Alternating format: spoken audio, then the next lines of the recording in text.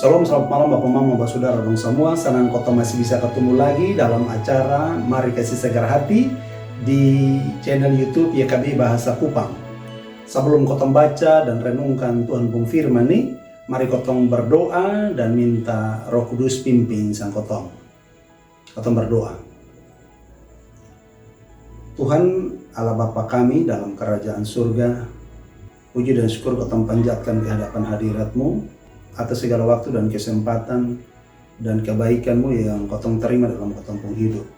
Kotong bersyukur dan berterima kasih kotong boleh ada sampai dengan saat ini dalam acara renungan Mari Kasih Segar Hati. Kotong akan baca dan renungkan Tuhan pun firman. Kotong mohon Tuhan berkati kotong dengan hikmat, dan biarlah dalam tuntunan Roh Kudus kotong makin mengerti, makin paham Tuhan pun firman, dan dimampukan untuk melakukannya dalam kotong pun hidup setiap hari. Di dalam nama Tuhan Yesus kotong berdoa. Amin.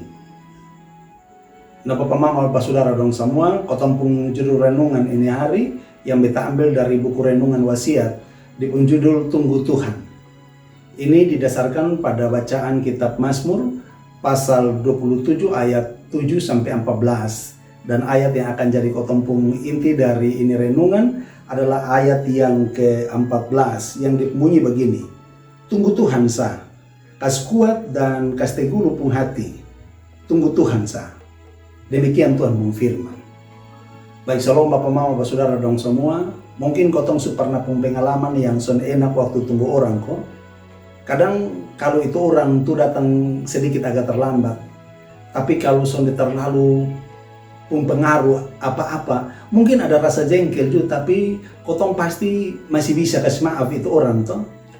Tapi kalau gara-gara itu orang tuh terus di keterlambatan itu bikin kotong rugi besar. Nah itu pasti bisa bikin kotong emosi, kau sampai putus hubungan kerja, atau bahkan bisa jadi sampai kotong bermusuhan. Nah tentu ukuran rugi atau sonde itu tergantung masing-masing orang pun pertimbangan, masing-masing orang pun penilaian toh. Dalam urusan tunggu menunggu nih juga terkadang kotong juga bisa jadi korban, tapi kotong juga bisa jadi pelaku. Alias kotong yang bikin orang lain itu tunggu sang kotong. Betul ke sonde? Begitu juga waktu kotong tunggu Tuhan.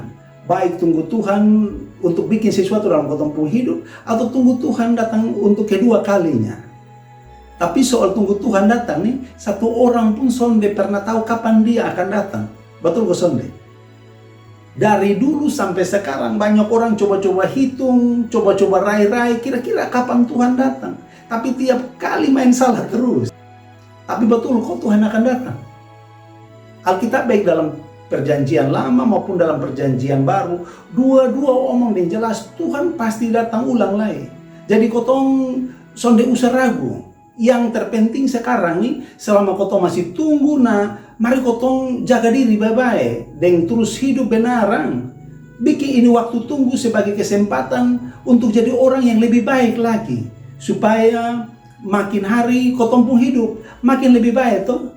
Jangan tanganga jangan hidup sembarang juga, tapi tetap waspada dan setia. Amin.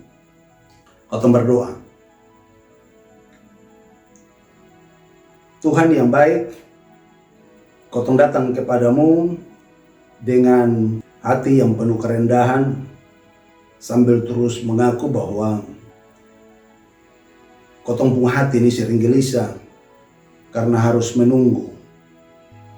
Kotong mohon ajar kotong Tuhan supaya kotong tetap percaya bahwa Tuhan pun waktu itu yang paling baik.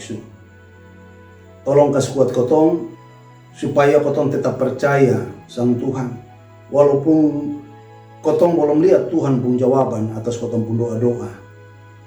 Tolong kotong supaya dalam masa dan waktu menunggu nih, kotong makin mengenal Tuhan dengan baik. Kotong mau terus belajar hidup setia dan menjadi pribadi yang lebih baik lagi. Di dalam nama Tuhan Yesus, kotong berdoa. Amin. Nah Bapak Mama dan Bapak Saudara dong semua, ini suka tempur renungan ini hari.